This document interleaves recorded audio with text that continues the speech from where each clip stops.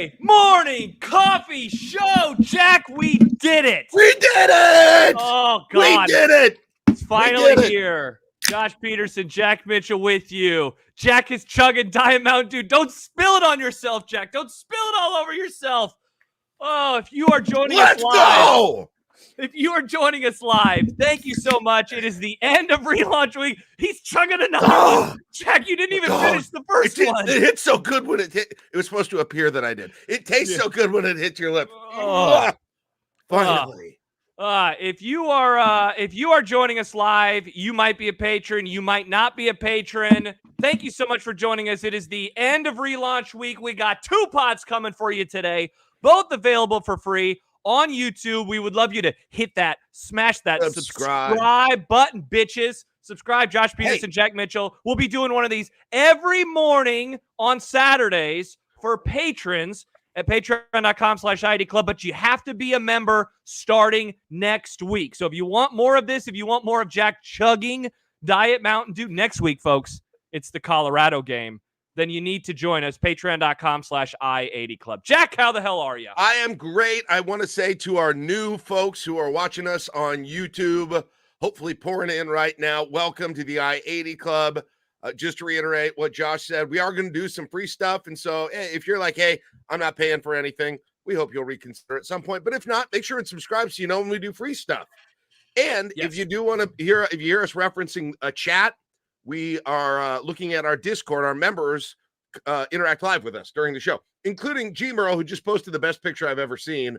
Look that's at glorious. Can you see that picture in the chat? That's glorious. Absolutely glorious. He's got the Saturday morning coffee show on one TV, volume up, I would assume, and then he has College Game Day on the other TV. We are the College Game Day for the modern Husker fan. It's kind of how we're branding ourselves. I like to think of it that way, Josh. I do like that. Instead of the Corso and the headset, it's us going through the Saturday flight at the end of the show when we take a look at the game, which we will do today. And Josh has got it looking real freaking spiffy. I have 3. I have 3 pages to go through the games in the various windows that we will be paying attention to. Look how freaking professional we look in 2020. Well, especially you, because you like combed your hair. Yeah, I'm decked out in my fan gear because let's just embrace the role. That's what I am. I'm a fan just like you guys. I can't wait for today. I got the Thunder Collins piping jersey. Yes. I got my dad. Are we allowed to make murder jokes when you wear that? Like that you hope Nebraska does something to the opposing team? Are we allowed to make jokes like this? Okay. I don't endorse that at all. I got my dad's old Husker hat that you don't see this very often on the pod, guys. I only break this out for big days. It's my dad's old hat. So that's awesome. I only break this out for the most special of days. It's very dirty, but I haven't washed it. I haven't done anything with it. So I only break it out to sort of bring him to the biggest games with me. So I am psyched. I am pumped. Josh, we made it. I mean, we made it. I want to, thank God. You said something on, I can't believe I'm listening to you on other things at this point. Hypecast? We talk so much. Yeah. Hypecast. You said something that I thought I want to pay you a compliment because of the way that you worded it. You said we've had so long, and I'm not going to get it verbatim, so forgive me. But they were asking you kind of for some final thoughts, I believe, if I recall, when this happened on the. By the way, I'll promote another pod. Husker 24/7 Hypecast is my Friday go-to. I love those guys. I laughed out loud during it while I was walking my dog yesterday, while they were talking about a second COVID, which was freaking hilarious. But that was hilarious. That was so random. I was so funny. Literally laughing out loud. Neighbors like, we've got a psycho in our neighborhood. But you said, I will be so glad no longer to have this mental construct of who Dylan Raiola is in my head and talking about something we've created, an imagination, a projection. And that's, of course, is true of everything with a football season, but it's more true than ever with this guy. I have been trying to picture what he is going to, I don't mean look like as a player for freaking months, Josh. And finally, for the first time, we have a real sample, real data to plug into the spreadsheets in our mind and actually see it. And I'm so glad we will no longer have to rely on this thing we've all created a different version of in our own heads. I thought I was like, that's exactly how I feel when you said that. No, I appreciate that because like we have, I think you and I would say collectively, fans, media, I think we've all done a very good job of not making this the nonstop Dylan Raiola show since December. Do you agree? Like, first of all, I guess that's a hypothesis that I have. I think we have done a very good job of not over-relying. Okay, so not over-relying on Dylan Raiola and our excitement for him and, what is it going to mean? I think we have had a few big picture discussions. John and I did something, I think in December, maybe January, where we put predictions into a time capsule, Dylan Raiola predictions, like what will happen over the next few years, yada, yada, yada.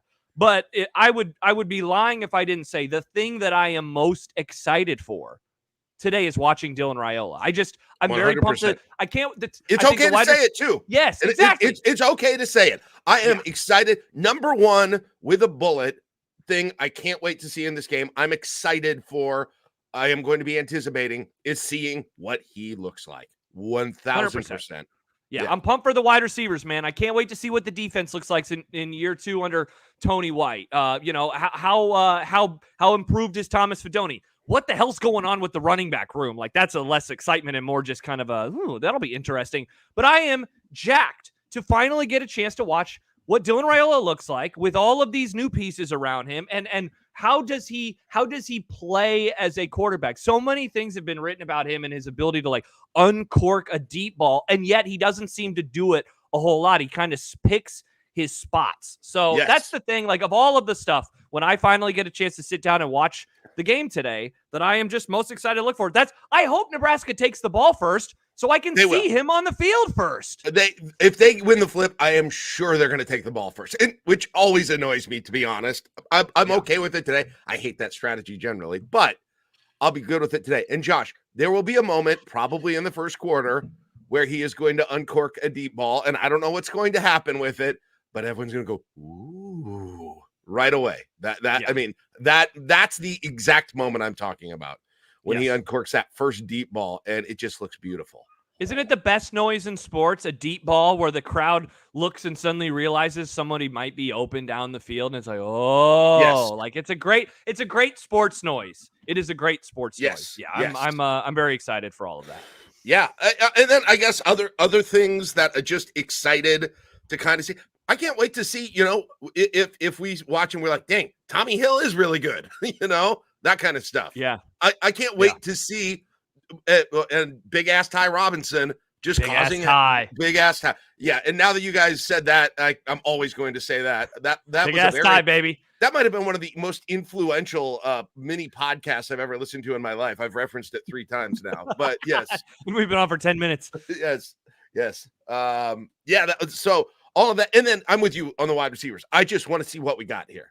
I mean, I want to see how they use them. And it just feels like that wide receiver group, as you've been pointing out, there's just, in terms of numbers, more guys who can do something, right?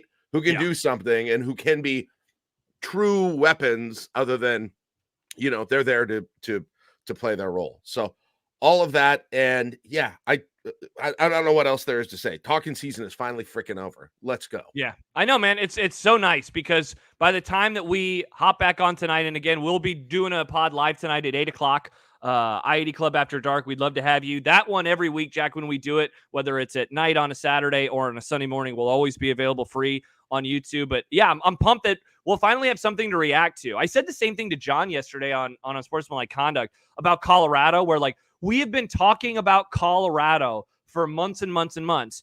And, now you can debate about how much have they improved, how much have they changed. It was just nice to be able to have something to watch on Thursday and then get a chance to talk about it yesterday. Like Wisconsin looked like shit last night. But we know that, right? Like, we've got to watch Wisconsin look bad. Yes. Tonight, we'll get a chance. So fun. And I was thinking about you the entire time that I was watching that game. I was like, Jack just has to be cackling at everything. The fumble, especially from Van Dyke, that set up the touchdown to give them the lead, was just spectacular. So it's just nice that by the time that we log on tonight, we will have many, many, many, many things to react to. Yes. And it's going to be great.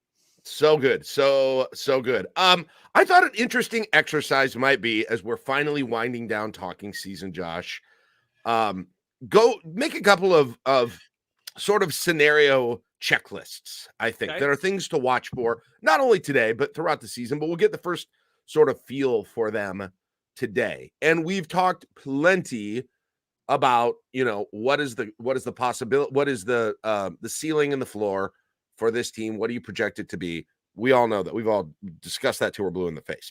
But I want to talk about this. If they hit whatever that ceiling is, whatever the best case scenario is, what are the most important, 3 to 5 things that have happened this year? And conversely, the less fun one is, if it hits the fan again this year, why are we going to be looking back and say, this is why it hit the fan? So let's, and maybe it's all the same. Maybe it's, well, yeah, if this happens, yes. If it doesn't happen, no. But why don't we start? Let's actually start with a good one.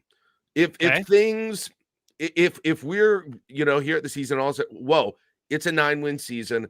We're at some point, even though it may not happen, but I think we agree the ceiling is like that. That's probably around where it is. We probably disagree on the exact number, but it's, you come out of the whole thing with 3 losses at some point. Maybe there's even could the playoff thing happen? Like if we're there, Josh, what do you think are the things we're going to look back and say, this is what we wondered if it would happen and did actually happen? What would you say the biggest ones are?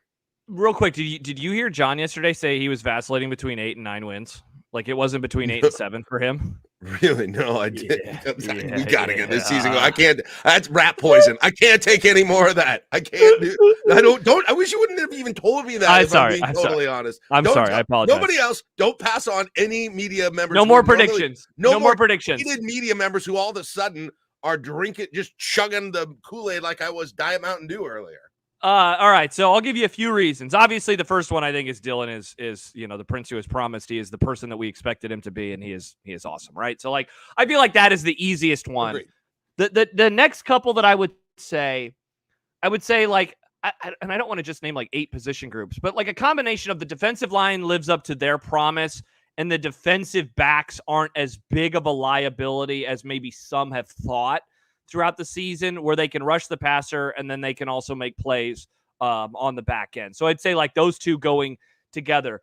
I'm trying to figure out, Jack, on the offensive side of the ball beyond Dylan. I guess it's the run game has like this, like, so I predicted yesterday that that Emmett Johnson would lead the team and he would have about 700 yards rushing. I feel like that would do enough. If the leading rusher goes in the 700 to 800 yard rushing range, I think that would do more than enough for Nebraska, given what I expect from the passing game. So I would say, what did I just give you? Like 3 or 4 things? Yeah. I would say that those are the things that immediately come to mind, where it's like the run game is serviceable. It doesn't have to be awesome, but it's serviceable. Dylan Raiola is who he is. And the defense, I guess maybe the better way to put it with the defense is what we thought it could be in year 2 after making tremendous strides in year 1. I think would be kind of the mixture that I would create. Yeah, obviously I agree with all of that. I would say the Dylan one is just number one. He's putting up the touchdown interception numbers that you were predicting when we 28. Did our little exercise. Yep. If it's in that range, if it looks like that, that's probably step 1. Number 2 is plus turnover margin, and like somewhat significant plus turnover. Yes, that's a really good one. Which, who knows when the last time that you probably know the last time that they actually had a plus turnover margin. But can you, like, Josh, is it like 09 maybe? That's how long it's been since it's plus. There might have been one random year in there where it was plus. Yeah, maybe you're right. But like, Josh, Sumanji, help us. It's not unreasonable. Like, this happens for teams. Can you imagine plus 10? Like, no, I literally cannot imagine plus 10. Can you imagine how much that changes this? Can you imagine plus 12? Like, what were they last year? Minus 17? Plus 10 would be a plus 27 over the course. So that'd be getting better by over 2 turnovers per game. That is, to me, agreeing with everything you said, but if that number flips, and I know I'm saying something that's obvious, but if you think about it in those terms, can you imagine a net 15 or net 20 gain in turnover plus, given versus taken away, it would be a massive change on this team. For this team and what they would do. And teams do that, Josh. It's not like it can't happen. That's the incredible thing. We act like it's not, you'll just always be negative. Like, you can be plus turnovers.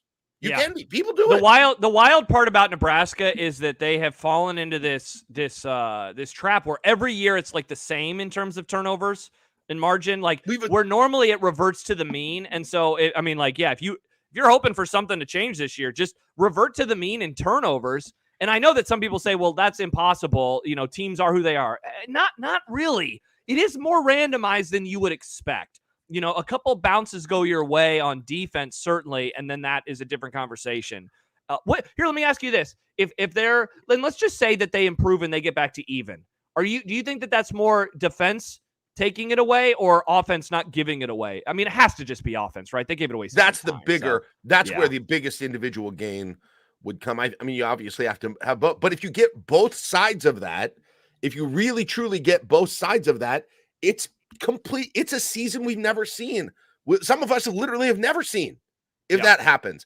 And again, to your point, like, we just sort of assume, well, it's like you're never going to bat 700 over an entire baseball season. You're not. That's not really true about turnover margin. You can be plus 10.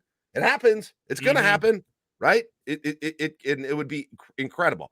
A very obvious thing I would also say is, no significant injuries. And I would say leading that list would be obviously Dylan Raiola. Number 2, I would say the offensive line. I would say no significant injuries on those 2 spots. I think those are the biggest. Depth isn't there on the offensive line. Probably Fedoni, I would say, also in that group. Like staying healthy. Staying healthy. Yeah. Guys that you got to have the whole year or the vast majority of the year. And then probably cornerbacks. Corner for sure. 100%. That is I would say it's just too thin. If I had to kind of have the Mount Rushmore of guys of things that you've got to have healthy the entire season, I would say Raiola, the entire offensive line, Fedoni, and the cornerbacks, particularly, Hill and then whoever else is mixing in at that cornerback spot. By the way, Hartzog, those guys.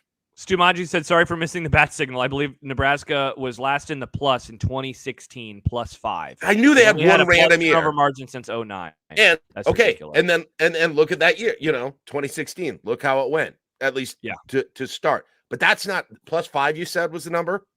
+5, yeah. Yeah. Dude, that'd be massive. Compared to last year, that would be being better again because they were -17, right? So that'd be +22, a +22 improvement. Right. But again, if we're talking about this very top scenario, it'd be +10, that kind of a thing. And that would do it. The other thing that I would add to, and this is kind of a abstract, I'm sure there's a stat, but Josh, the other thing that is kind of in the same line of thought as the turnovers, when we just assume it's never going to happen or we've seen it not happen for so long, is just, what about playing with short fields? Oh, regularly? I know, man. I know. What about winning? What about winning the field possession game, the field position game, the entire game every once in a while? Mm-hmm. How many freaking drives are you starting at your own 8-yard line?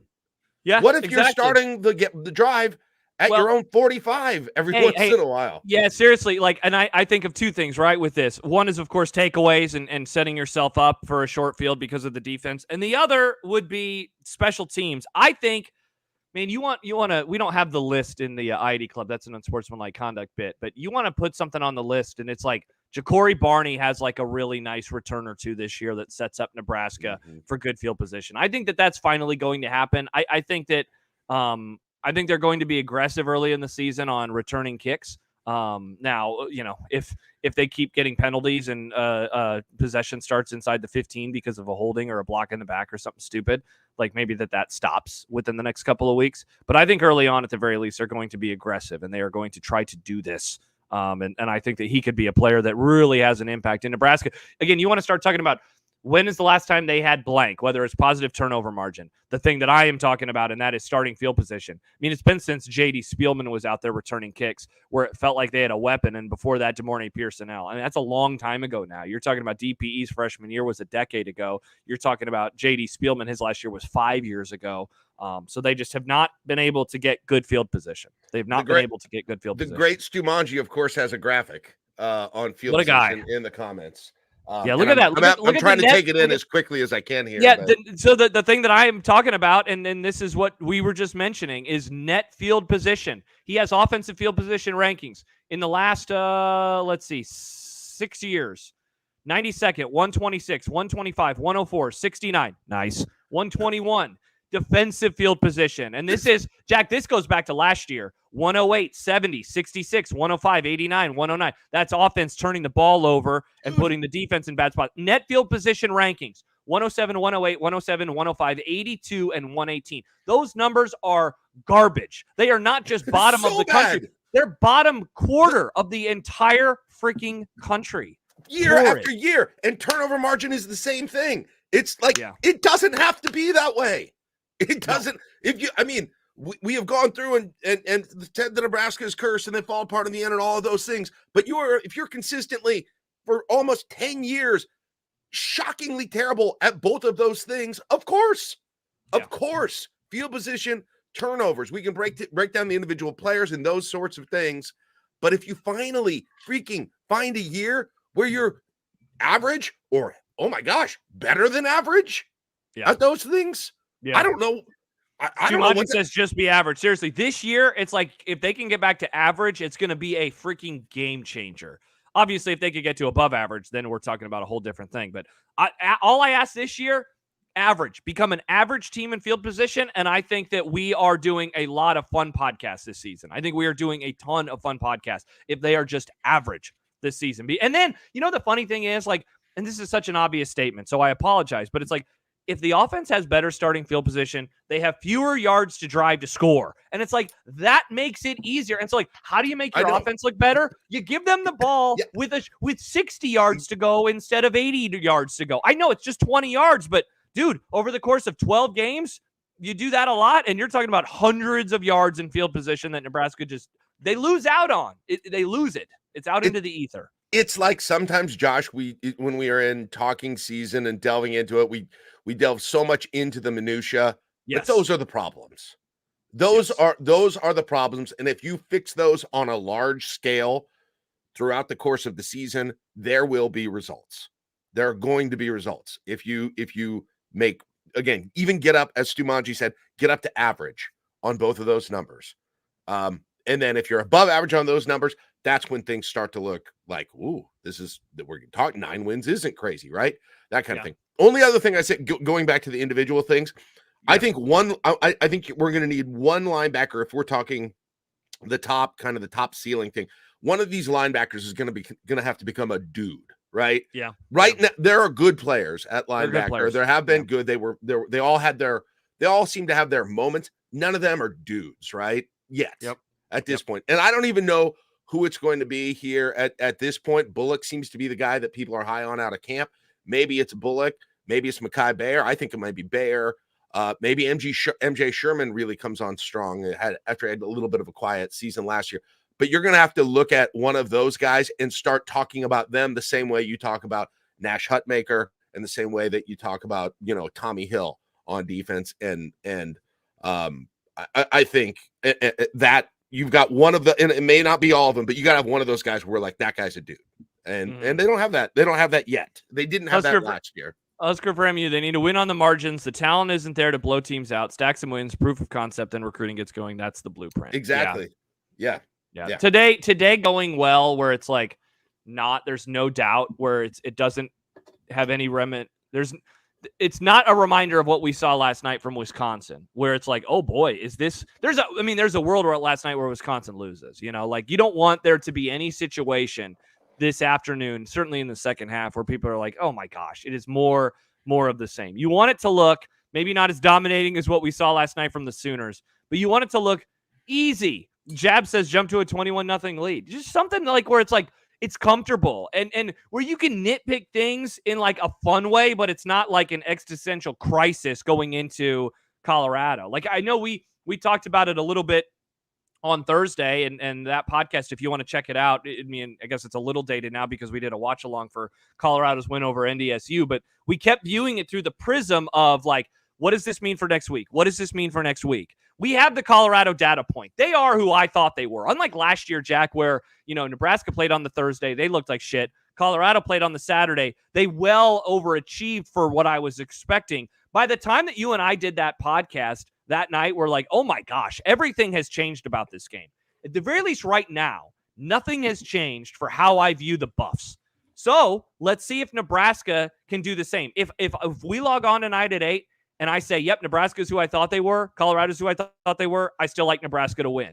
But if it's, Nebraska, X, Y, and Z were troubles, the offensive line had issues, Dylan Raiola wasn't all that, the defense really struggled at tackling, like, that's when you start getting into the, oh my gosh, like you just don't want to you don't want to have to talk like that tonight. Yeah. You don't want to have to go into next week, worried about it. You want to be worried about it from the normal perspective, not the game one was bad perspective for Nebraska. And then the other thing is third down and long when Nebraska's on defense, when other teams have third down and medium to third down and long, that's got to be something you look forward to instead of something you dread. I mean, that's been forever, even when the defense has looked good first and second down, and then all of a sudden something happens on third down, and you've got to be a great third down team too. Yeah. On the other, now, I mean, I think it's kind of obvious on the other side of it. It's just the opposite of everything opposite we said. Of everything we just said. But specifically, how does that happen? Special teams continues to be a huge issue. That's very obvious way. Hey, let's talk about something with special teams that we did not mention. Field goal kicking. They leave points on the field, whether it's missed field goals, and so they're going down and they have to settle, or the other, Jack, and this is maybe even more worrisome, where they get in positions and they don't feel comfortable kicking field goals, where they are, at the 25-yard line and they're like, all right, 25, that would mean a 42-yarder. And they say that is too scary. Like that is, yes, that would be problematic. Because if you're trying, listen, when we're talking about turnovers and we're talking about field position game, we're talking, like it or not, trying to infuse a little bit of the Iowa into everything, right? But how do they do it? They make all their field goals. They make most of their field goals, right? And they're not afraid to kick field goals in those situations too. So that would be one, is just that you haven't figured out the return game, you haven't figured out the punt game, and you haven't figured out the field goal game. And all of it is just repeating itself there. Obviously, one of those injuries happens. That would be 100%. One of the tickets to that sort of thing. I would say the other thing is you just don't develop a running game of any sort. You try everything. Yes. You never develop a running game. And that allows defenses not to just not respect it, right? And that makes life incredibly more difficult for Dylan Raiola if that's the case. So that would probably be the other one. And then if I guess the other one, Josh, would just be if that wide receiver room is not where we think it is. It's hard. It's kind of hard to imagine that, just because even if you miss on two of them, there's still so many others. But that would probably be the other one that I would put in there. Oh, and I'll throw another one. And again, this is obvious. It's just the opposite of what we said. But if it's true, if the experience on the offensive line doesn't matter that much, that these guys just are, especially a couple of them, they are kind of who they are. And it's another year of them, just the same guys being there with tons of experience, but still making just having a lot of same problems that they have throughout their career. Yeah, I'll throw in one, and this is really an answer to something we had earlier, or like I guess the inverse. But like, what if they're just unable to get the takeaways, and so the defense is still good, but it's unable to take that next step, and so they don't really give Nebraska's offense. They lose it. They lose a lot of their turnovers, which is good, but the defense just can't get as many. I don't think we've said the two words third down today, but Nebraska's defense last year. And Husker for MU says, sure sign of trouble. Defense regresses. I'm concerned about this. Played shit offenses last year, upgraded opponents this year. They absolutely did. The offenses that Nebraska played last year were not very good. In terms of being able to control things last year, I think the defense did a good job at a variety of things, right? Like their tackling was exquisite. I thought that was very good. They were able to get pressure. They were unable to get sacks, though, in a lot of games. I'm not going to repeat the stat that I've given a million times this offseason, but they were very boom, 16 sacks in 2 games, very bust, 16 sacks combined in another 10 games. So, like, leveling that out if they're unable to. Now, for the record, this is one of the things that I'm not really concerned about. I think that the defensive line is going to be able to get after the quarterback. But if they're unable to get takeaways and get the offense a short field, like that does worry me. And yeah, I mean, I think you hit on the stuff on offense. The offensive line / running game is it's not even that it's not serviceable to the point where it's too predictable. They're dropping back. I mean, kind of like what we saw from Colorado, right? Like 400-yard games are cool, but if your quarterback's getting his ass beat every single time he drops back, like that will cost you something eventually. That will cost them. If they stay like that, Colorado stays like that, it's going to be a long season. It's going to be a real. I mean, exactly. They don't even run clock. I mean, and I'm not even talking about the long pass, but they'll swing it out on the side to Travis Hunter.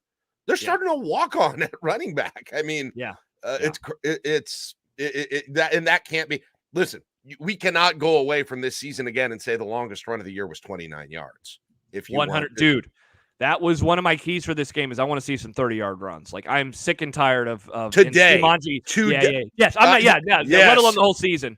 Yes, I would like to see. I am hopeful that and I guess that's Harburg had longer runs than that, but that I'm talking about tailback, I-back runs. Longer than that distance. So.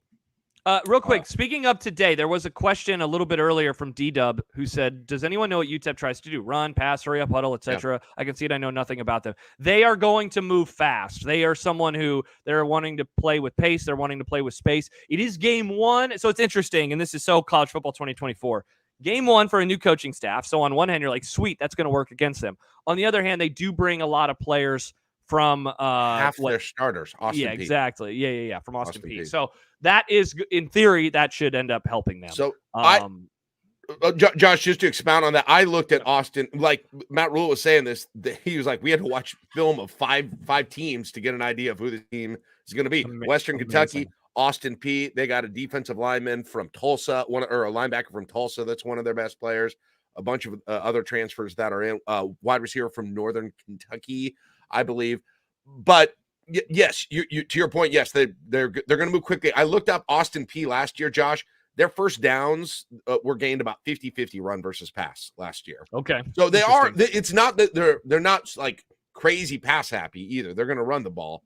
I think they're going to start the quarterback. They actually finally named it yesterday. So they're starting the quarterback that was the quarterback at Austin P last year. Locklear is his name, Heather's son. So how do you feel about them doing that? And we're going to have the same conversation about Indiana. Now that's in 6-7 weeks. And so by that point they will have played football. I don't know, man. For the record, I am out on this. Like, I think like, cool. You know, the culture, the system. Like, I think that all of that is good. You're coming from Austin P to this level of football. And I would say the same thing from James Madison to Indiana. Like, I don't know, man. Like at a certain point, I feel like that's going to end up being a bad thing for both of those programs. And like, it will help them. Like, I bet that they have a drive today. UTEP has a drive where it's like, wow, that looked fairly easy. And they went right down the field and they were humming. I bet there are also going to be some plays where it's like, oh, they're playing a Big Ten program and they have nowhere near the level of talent and athleticism to match them. That's I don't, and Austin P went in, this Austin P team last year went into Tennessee and they lost something like 31-10 or 31-7.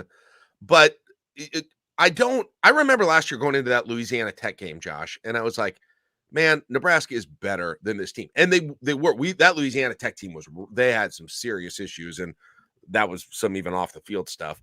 But Nebraska never looked dominant like you wanted to in that Louisiana Tech game. And there were some red flags, even though they won it. I mean, remember at the end, they had the rain delay and Louisiana Tech almost ended up coming back at the end. Like, I do not want to go away from this game with that feeling like, yeah, they won, it was ugly, but they won by 14. Yes. I would really like to see to come away from a game. I don't even remember. Do we feel like that about Northern Illinois when they played them last year? I think we kind of did. Like, I mean, that Nebraska was just at a totally different level than them. Yeah, but game? It was, so that was the first win. They won 35-11. I mean, neither of the non-conference games were like awesome. It was just like, thank God they finally got a victory. I think, if I remember right, because we did a watch party for the maybe we did that for La Tech. I don't know. But no. I think that the discourse was more like, should it be Harburg? I don't remember if there were a whole lot of good vibes coming out of either of those wins, though.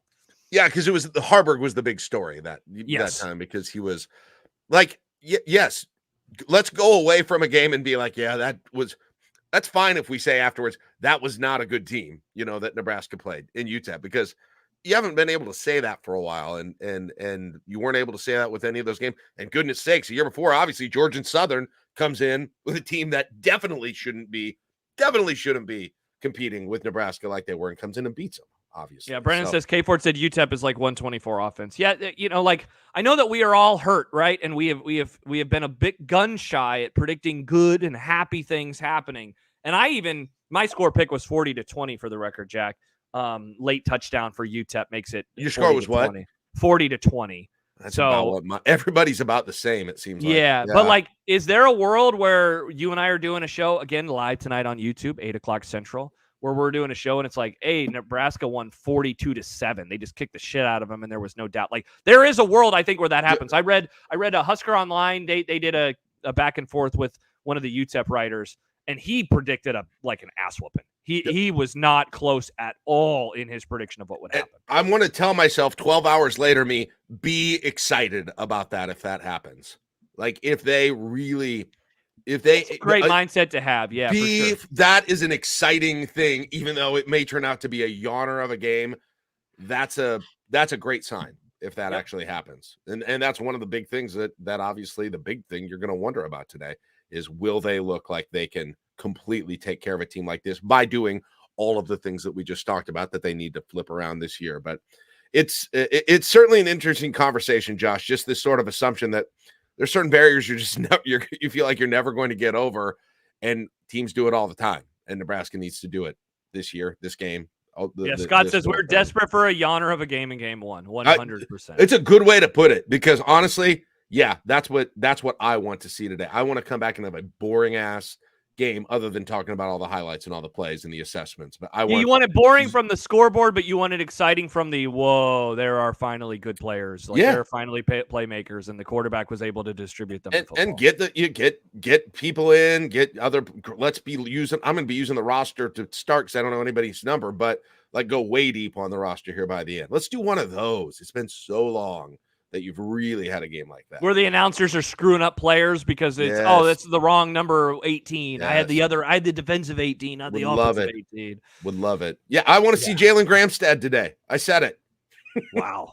There it is. Gramstad. That's what Jalen Gramstad takes a snap. I'm going to be a happy camper tonight. The game is the Jalen Gramstad line, so the game is passed over into the Jalen Gramstad line. We're getting Jalen Gramstad watches happening today. Because they won't play Kalen in that situation. So he'll be 3. Okay, why? Why do people keep saying this? If they're going to play him in 4 games, this would be the obvious game to play him in. They won't play him in this game. I don't understand this opinion. I could not agree or disagree with you and your people more on this. Take. I didn't know this was a thing. I thought everybody. I just don't understand that people are like, yeah, they don't want to burn his red shirt. It's like, yeah, no shit. That's why they'll play him in this game, because it's going to be a blowout, and then you get him in. This is one game. Yeah, okay. Jabs. I'm with Josh. Stu Monty. This is 100% a Kalen. If they're up by 40, why wouldn't this be a Kalen game? Of course, this is a Kalen game. Obviously, the way I'm looking at it is, if you don't have to use him, you don't. And then. But don't they want to get him reps? I'm not sure. Wow. I'm not totally sure. Well, I disagree. If they're up, if he's the third guy and they're up by 40, is that doing that much? I don't know. You could snaps. Listen, you could be right. I'm not saying that's what they should do. That's me interpreting what I'm hearing. I'm not saying don't play. I'm not saying that's a bad idea by you. I guess I'm just interpreting what I thought Rule was saying about it. So do you think that they just don't want to play him at all this year?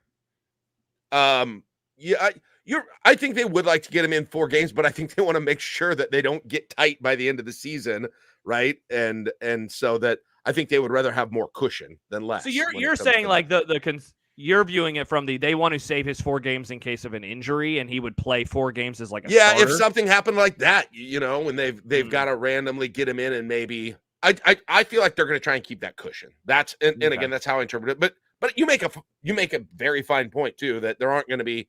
You wouldn't think there are going to be a ton of games, and if they do want to get him in. Yeah, that's my mindset. It would make sense. I get it, but then it's like this and you and I, and then he's probably done unless they're really, really good this year. Or I guess the horrible thing happens. This is not necessarily a likely situation, but let's say you get him in in this game, and you get him in, 3 games, and then you've got a weird deal where Harburg's helmet comes off or something if he's the backup, and remember when they brought Jeff Sims in and they didn't want to last year? Yes, I do. I think maybe they're going to try and steer clear of that. Man, I'll be honest, I would hope not. That would, like, saving it for that very specific reason. If you want to play him and get him reps, get him reps. Don't worry about, and I don't know how much. The other thing is, I just don't know how much there's a desire to get him garbage reps in a game. Yeah. Like that. And maybe there is. So that's totally fine if you're right. So then Gramstad would have one more hurdle to pass before we got to the Pride of Orange City, Iowa. I want the Pride. Yes. Josh had a very different reaction when I said I didn't want to see Kalen this week the other day. Well, I wasn't going to yell at you. I just figured I'd yell at Jack instead. Listen, Riz, I'm the one. I'm glad that I died for your sins. Yes. Yeah. I've just heard this take, and it's just like, I guess I've been surprised by they want to save him, but they also want to play him. Mainly, I just keep looking at the rest of the year, and I think, how many more times will they really have a chance to blow out the opponent? If you think the answer is not that many, certainly you and I would be a Daniel Kalen special. I just don't know how many other opportunities there are. Now, if you are viewing it through the perspective of they want to save him just in case the unthinkable happens, then I can't argue with that. But I don't think they're going to coach that way the whole year. Here's just another scenario. Josh Harburg, Raiola is healthy, but Harburg somehow gets injured, playing Wildcat quarterback or something. And then he's the backup, and you're like, well, I still would try and like to have him play 4 games, but he could have to come. He'd be the first guy that you would still bring in as a backup, but we would still like to keep him under 4. Does that make sense? Mm-hmm. That's another one of those just gaming out scenarios where that could come into play. But again, we'll see. Maybe I could have interpreted them totally wrong. And if they play him, great. I want to see him. So it's not that I don't want to see him. I hope to see him and get an idea of what he's going to look like. You think we see Harburg a good amount today? That's a great question. And do you see him a good amount, and how? Like there are a few different ways it could happen. There's a few different ways it could happen. Like there's the Tim Tebow coming in for Chris Leak type thing.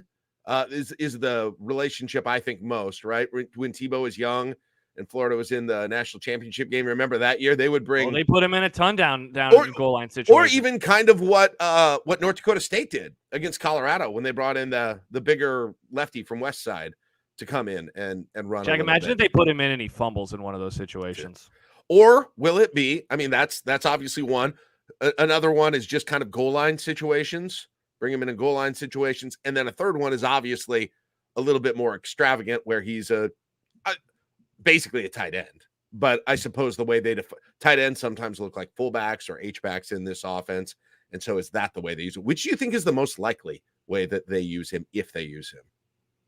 Which way do I think is the most likely? Yeah, as the Tebow type coming in there just in certain situations, like almost like a Wildcat type quarterback, number one, just goal line situations or super specific sneak situations, or tight end H-back more extravagant. Yeah, Joe says I'm out on him coming in for goal line situations. Yeah, I think that I kind of am too, for the record. Yeah, I think that he is going to come in those. I think he will be involved in something where he lines up at wide receiver. Like, I feel like he's going to be more of a gadget player than he is like, a quote unquote wildcat. Where they're going to line him out at like not taking snaps necessarily. Barring a blowout, obviously. Yeah, right. And I kind of hope that's what it is. I hope they're creative with him like that. I don't know what it looks like though. Like, are they going to be throwing to him? Yeah. Like, what's the point of having him out there at tight end exactly? Well, you're getting that you're not. I know that people don't believe this. They really love his athleticism. They really think that he is that kind of guy and that he is that kind of player. They also do think that he has gotten really good at playing quarterback, or they feel a whole lot better going into this. I know that half of the chat right now does not believe this, but there is a true feeling inside of those walls that he has improved mightily from last year to this year.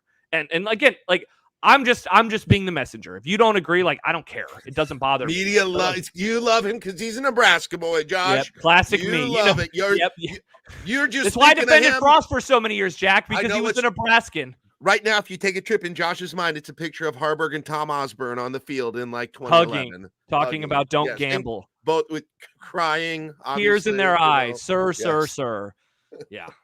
Yeah, Jab says maybe the new coaches help. Yeah, I think, again, the belief, I definitely think in large part goes back to Glenn Thomas and what he has been able to do. And that's great. If he has gotten better, that's great. If they need a backup, I guess I'll try and be happy about that. But like, if he has to come in because of injury, good to know. I would prefer Travis, Josh is so biased for Western Nebraskans. I love Western Nebraska. It's an amazing place. Once again, no, I would like to see them. I'd love to see them be creative in figure. And I don't know what they do. Like, I don't know how I would use him. I guess is a long and short. It's fascinating. I just don't know if it's necessary. You know, does that make sense? Like, is that really gonna? How is that gonna bring a new something to Nebraska's offense that they don't currently have, I guess is what I would say. It's a fun question. I like the way that you phrased it. Yeah, and I don't have an answer.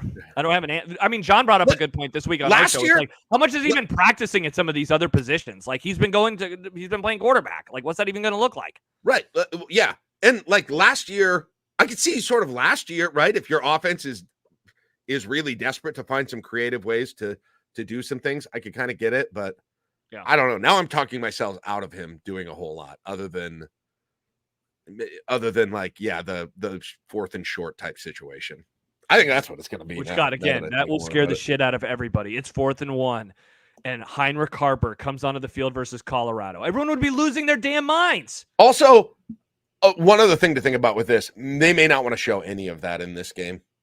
Oh yeah, there's no need to. Yeah, if you're actually gonna do weird and goofy stuff with Harburg, no need to do it today versus UTEP, because the game, should be well in doubt by the time you get into any of those types of situations anyway. Just run the damn ball. Hand the ball off to one of the running backs. Like, I am excited that they are going to be playing all 4 guys in the first half. Like, John freaking hates it. I am more power to you. Let's find out what they have with those running backs in the first half. I think that that's going to be a good thing.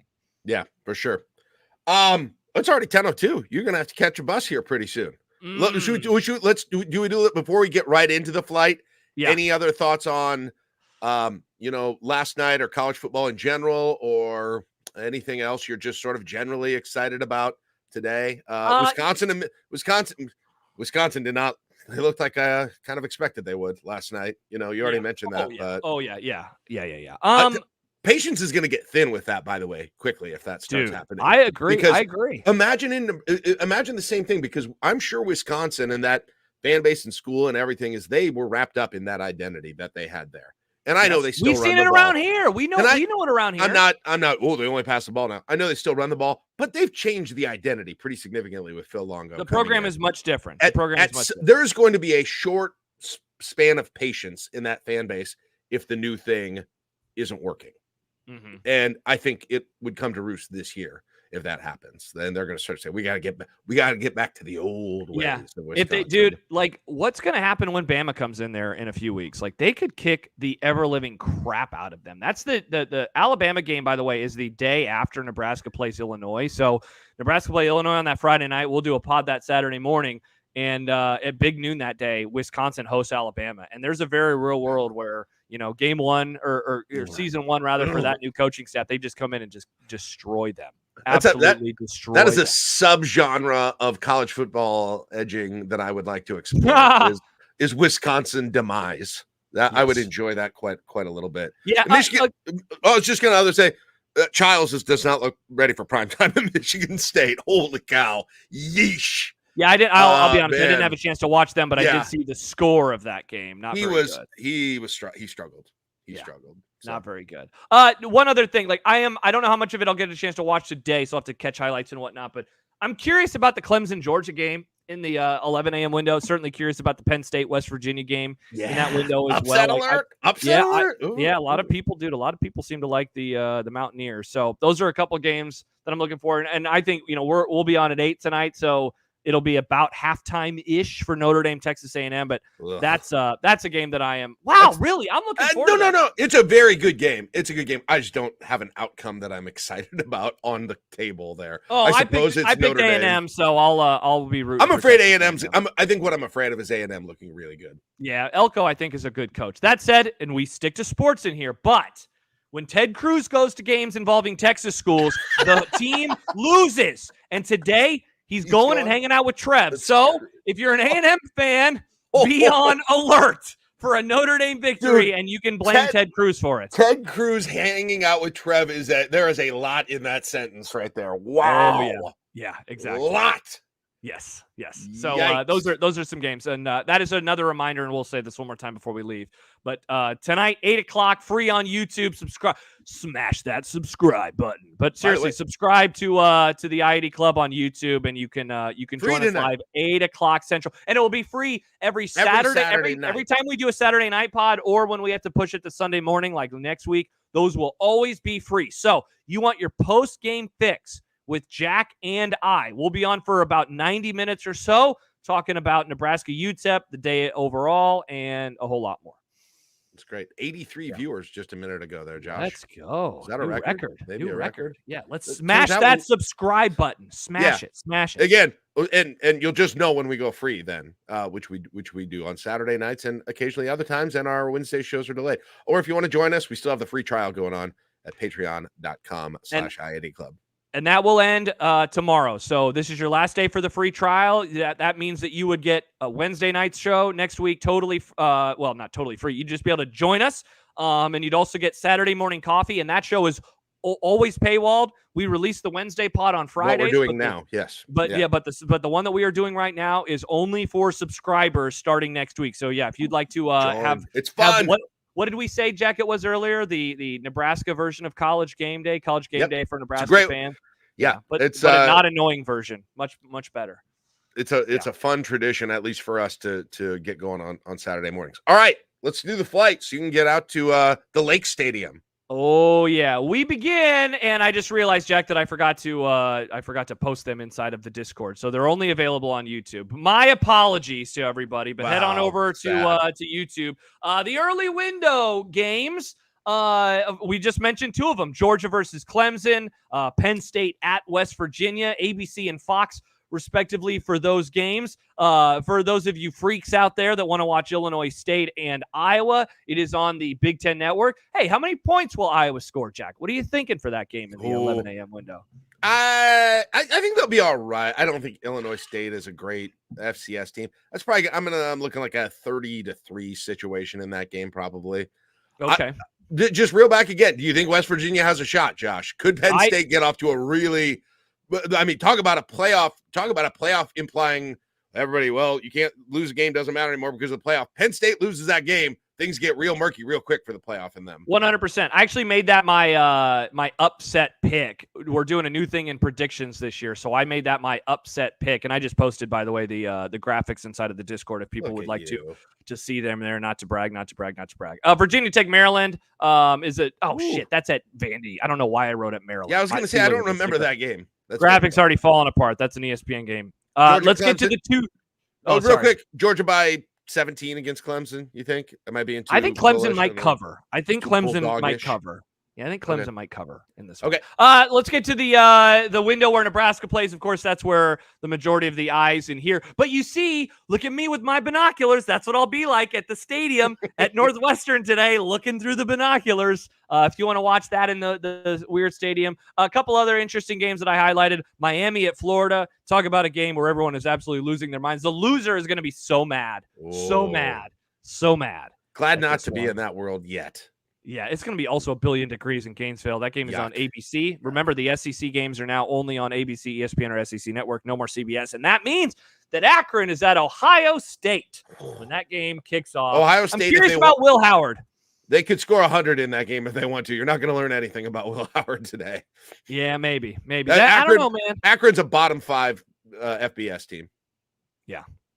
By the way, somebody said, why is there an ABC logo? Oh, I didn't even notice that on the first one. There was a random ABC. Hey, it's game 1. It's week 1.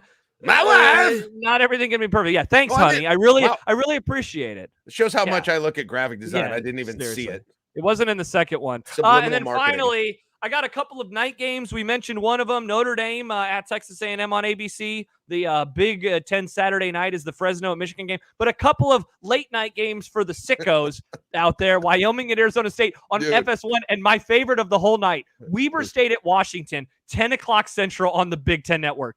Absolutely hysterical. Absolutely hysterical. And give me all of that Wyoming and Arizona State game. So many different things in that one. Those two teams have never met. You're one injury away from a Jeff Sims late night. I mean, I don't even so many.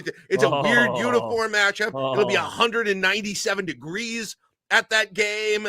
Yes. There's a kid from East who plays for Wyoming now, who my son was a teammate for a long time. Like I'm psyched for that game. And then Michigan Fresno. I don't know, Josh. Could that be interesting for a little while? Because it wouldn't surprise me. I think Michigan's offense is going to be bad. Josh, I'll tell you a team that wants to put nothing on film this week, and that is Michigan more than anyone. Yes, because they have Texas next week. But they also may not have a good quarterback, which could be an issue. DW, Jeff Sims with sweaty hands, not a great combo.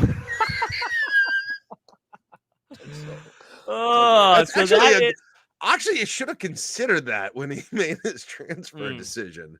Connor says that the Lake Stadium is my new love. Sorry, that's not true. Did I say someone when I thought you were the one, Jack, that said someone pointed out the no? ABC You logo. said was it you me? said someone, and I said it was your wife. Oh, my bad. I didn't realize that it was her at first. My wife. Yeah, and then then it was her. Yeah. By the way, Travis says, throwing this out one more time, I have 2 tickets for free to today's game. Can't go. Upper North Stadium.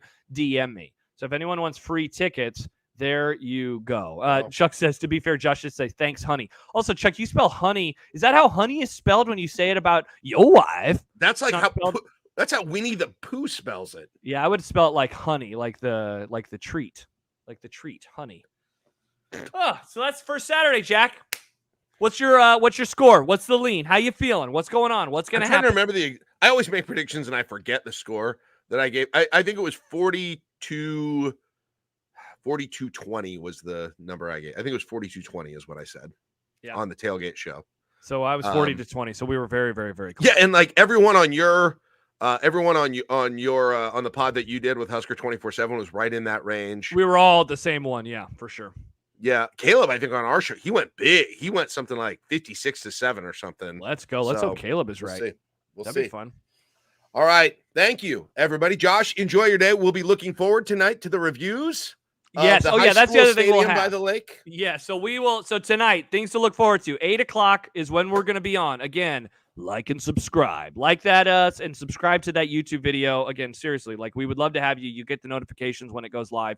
We'll be on YouTube tonight at 8 o'clock, assuming, Jack, that I'm able to get out of the stadium and back here in time. I need to watch the game. Like, that's going to be my first thing when I get back. I need to figure out dinner, and I need to watch the Nebraska game versus UTEP.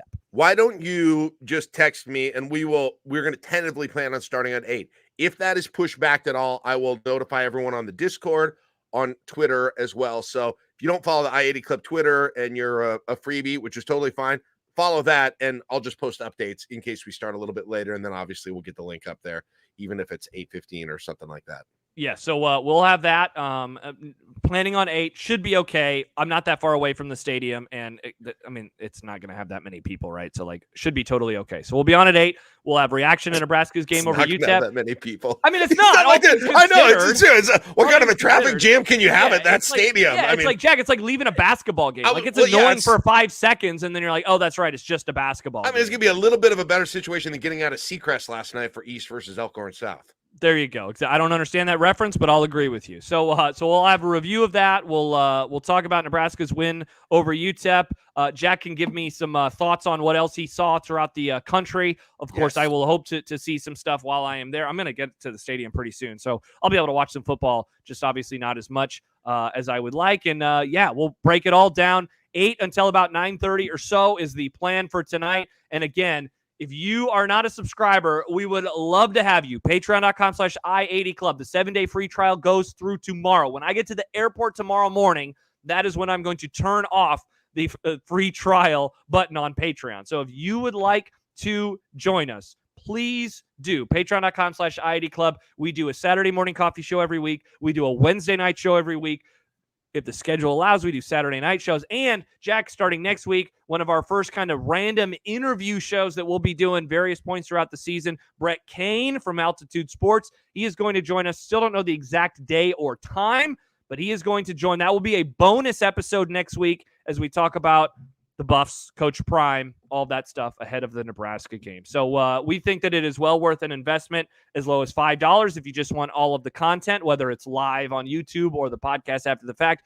But for $8 a month, you can be a part of our glorious Discord server where my wife gives me copious amounts of shit for various things. So patreon.com/I80 Club. Help us keep this thing going. We want to keep doing it, and you guys help out when you do that. So, and hopefully you enjoy it.